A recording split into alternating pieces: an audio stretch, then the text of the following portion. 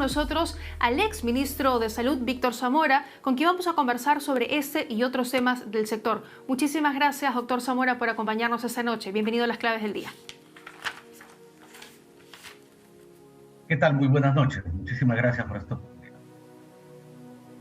Gracias a usted por acompañarnos. En primer lugar, quería consultarle sobre estas modificaciones en las restricciones que han comenzado a regir desde este fin de semana, en específico, que ya se pueda salir en casi todas las regiones los días domingos y que a partir del día de hoy el toque de queda empieza una hora más tarde. ¿Era el momento adecuado para poder modificar estas medidas? ¿Qué le parece a usted? Bueno, la información que tenemos tanto usted como yo sobre las restricciones y sobre las bases con las que fueron tomadas no han sido expuestas en su totalidad para saber si efectivamente las mediciones que tenemos el día de hoy sirven para tomar esas decisiones. Lo que sí sabemos es que habían sido anunciadas hasta el fin de mes, que estas restricciones iban a continuar este fin de semana y el siguiente fin de semana. Sin embargo, las cifras da un espaldarazo a la decisión debido a que efectivamente el número de contagios y el número de fallecimientos se está reduciendo sustantivamente, y estoy seguro que estas decisiones han sido tomadas sobre la base de información que nosotros no tenemos, pero que confiamos en que hayan sido apropiadas para este momento. En las últimas semanas, efectivamente, hemos visto un ligero descenso en las cifras de contagios, en la cifra de fallecidos. ¿Podríamos ya hablar de un descenso sostenido? Bueno, ya tenemos un descenso sostenido, ya tenemos varias semanas de una reducción de las cifras, especialmente de fallecidos, porque los contagios es complicado por el tema de las pruebas que hemos venido utilizando, porque también se puede haber cambiado la definición operacional, tal como lo dijo la ministra, en el sentido de que los pacientes que no tienen síntomas, pero que son positivos, ahora están siendo diferenciados de aquellos que tienen síntomas, resultan positivos, pero lo que sí no cambia y lo que no es una cifra más confiable es el número de hospitalizaciones por COVID y el número de pacientes fallecidos por COVID. Y esos están reduciéndose sustantivamente, y lo puedo además confirmar por información blanda de mis colegas que me refieren efectivamente que se vienen cerrando salas, que ya hay más camas libres que se pueden utilizar, que hay un respiro en este largo camino que hemos tenido de enfrentar este epidemia. Ahora, ¿se tiene programado para inicios o para el mes de octubre, para ser específicos, todavía no hay una fecha clara, el reinicio de la fase 4 de la reactivación económica? Sabemos que lo ideal para contener la enfermedad es que todos nos quedemos en casa el mayor tiempo posible, pero la economía no nos permite sostener un escenario de esa magnitud, por lo menos no por tanto tiempo. ¿Es el mejor momento, doctor Zamora, para pensar en reactivar o entrar ya a la fase 4, teniendo en cuenta que hablamos de vuelos internacionales, hablamos de la apertura de bares, discotecas, gimnasios, entre otros negocios? Bueno, yo soy reacio siempre a responder si es el mejor momento o no, porque esta es una enfermedad nueva, muy compleja. Hay muchos elementos que el decisor tiene que tomar en cuenta para tomar una determinación de estas características. Sin embargo, lo que yo sí recomiendo es muchísima cautela. Muchísima cautela, ¿por qué? Porque tenemos tres elementos que sí no podemos obviar.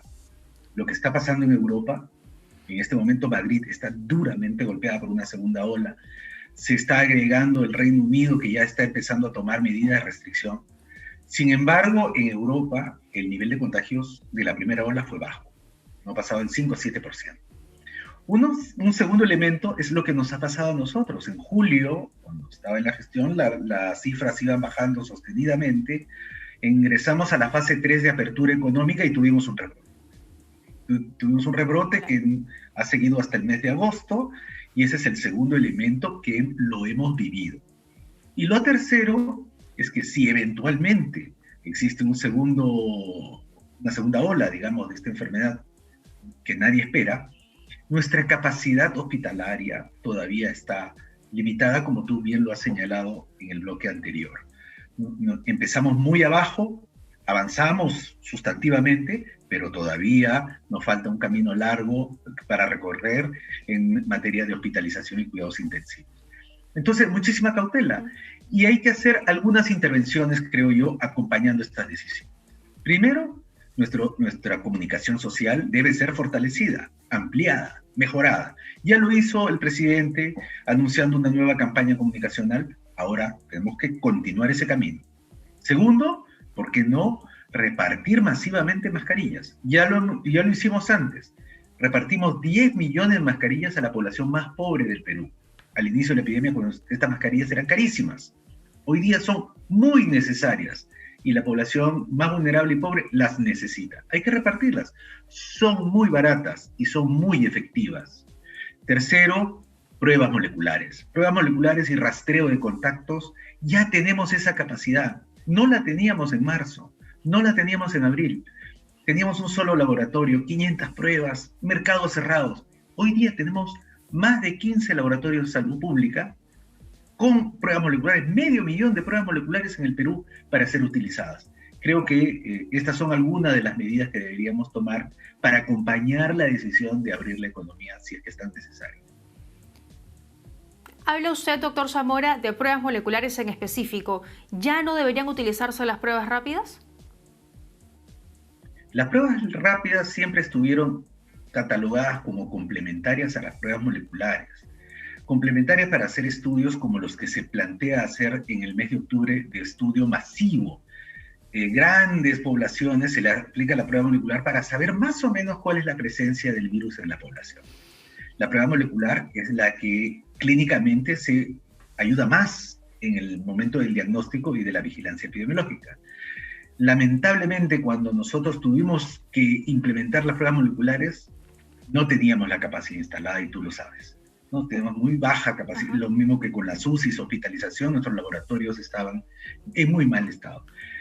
Pero ahora no es así. Ahora podemos usarlas, tenemos gran capacidad de laboratorios, gran cantidad de insumos, personal entrenado, experiencia, y podríamos, creo yo, ahora con esta epidemia ya en descenso, utilizarla para ampliar el contact tracing. Y finalmente, si me permites, fortalecer lo que yo creo que es un acierto, la estrategia Taita, que va a proteger a nuestra población más vulnerable. Con esas medidas, no te olvides que la fase 4 no estamos hablando de cosas pequeñas, estamos hablando de abrir grandes espacios donde se conglomeran gentes. De acuerdo. Discotecas, bares, gimnasios. Entonces, el alto contacto en esos lugares nos puede, lamentablemente, dar una mala sorpresa que nadie quiere. Ya hemos vivido y hay que hacerlo con mucha cautela. Sí, efectivamente. Ya veremos finalmente lo que va evaluando el gobierno en torno a la fase 4. Doctor Zamora, quería consultarle respecto a una entrevista que dio al diario El Comercio el doctor Eduardo Gotuso, miembro del Comité de Expertos del Ministerio de Salud. Le aseguraba que en 100 días solo se había reunido en 2 oportunidades con usted. Una cuando usted hizo una presentación de las estrategias, las medidas que iba a aplicar, y otra cuando hubo una presentación de los grupos de trabajo que cada una duraba un promedio de 3 minutos. ¿Por qué tan poco? ¿Por qué no ha habido una mejor comunicación, un diálogo con el grupo de expertos del MINSA? Mi presencia física lamentablemente no fue permanente, pero no es que la alta dirección haya estado divorciada del equipo de trabajo del doctor Gotuso. De hecho, si es que no estaba presente el que habla, estaba presente uno de mis asesores, que es el doctor Carlos Castillo, la viceministra de Salud Pública o el jefe del Instituto Nacional de Salud. Siempre la alta dirección estuvo en permanente contacto. En segundo lugar, muchas de estas recomendaciones que vinieron del grupo de expertos fueron acogidas por mi gestión. Una de ellas, solo para mencionar una, es la incorporación de la hidroxicloroquina y la ivermectina para los tratamientos estándares a nivel nacional. Es más, yo personalmente invité a una representación del grupo de expertos a tener una reunión con el propio presidente de la República, al cual ellos tuvieron la posibilidad de ampliar sus ideas, hacerle llegar las recomendaciones directamente al mandatario, de tal manera que puedan ser acogidas. No hay que olvidar que, además de este grupo curioso, de expertos, yo instalé... Es curioso, doctor Zamora, porque el doctor Gotuso dice que muchos sintieron que utilizaron el nombre del comité de expertos, pero que realmente nunca los escucharon. A mí también me ha llamado la atención porque quisiera saber específicamente a qué se refiere. Yo soy amigo personal del doctor Gotuso, es mi profesor, somos colegas y llamó mi atención porque, como le vuelvo a repetir, esta relación ha sido permanente. No necesariamente, eso sí hay que decir que no todos los consejos que nos daban los más de 10 grupos de trabajo que yo instalé eran acogidos. Nosotros escuchábamos y veíamos cuáles de aquellas recomendaciones eran mejor o posibles de ser tomadas por nuestro gobierno. Bien, doctor Zamora, antes de ir finalizando, esta constante crisis política que estamos viviendo, enfrentamientos entre el legislativo, el ejecutivo, y no me refiero solo al pedido de vacancia presidencial, sino cuando se negó el voto de confianza al gabinete cateriano, las constantes interpelaciones a los ministros, ¿no? Estos enfrentamientos que existen constantemente entre estos dos poderes del Estado, ¿afectan directamente en la implementación de las medidas para paliar la pandemia? ¿Las retrasan? ¿Hay algún tipo de afectación directamente?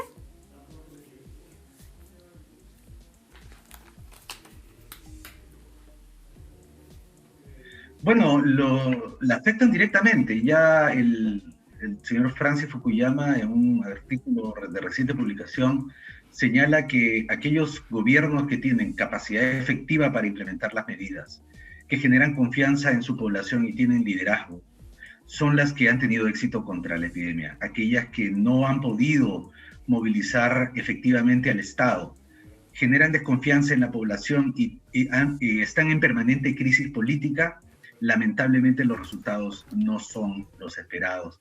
Y esto lo estamos viviendo. Crisis a nivel de los gobiernos regionales, conflictos a nivel de ese nivel, también conflictos en el gobierno central, entre el Ejecutivo y el Legislativo, no genera confianza en la población y por lo tanto las medidas de liderazgo y conducción que una epidemia requiere se ven debilitadas.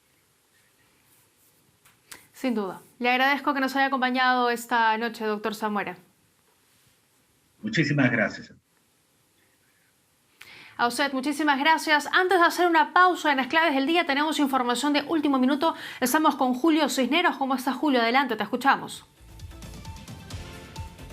Gracias, Tatiana Alemán. Buenas noches. Para informar a esta hora que el presidente de la República, Martín Vizcarra, deberá rendir su declaración como testigo dentro de la investigación preliminar que realiza la Fiscalía Anticorrupción respecto a los contratos de Richard Cisneros, más conocido como Richard Swing, en el Ministerio de Cultura.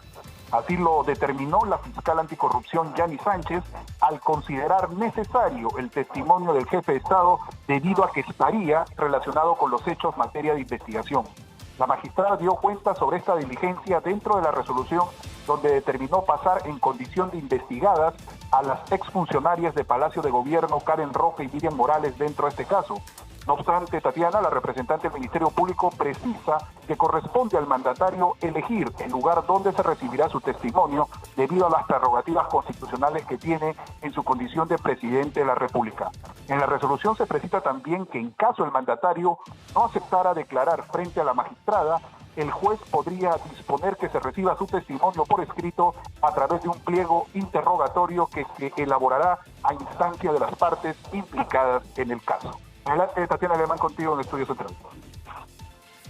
Muchísimas gracias, Julio Cisneros, por esta información. El presidente Martín Vizcarra declarará entonces en calidad de testigo por la investigación que se sigue en torno al caso Richard Swing. Con esta noticia hacemos una breve pausa, volvemos con mucho más en las claves del día.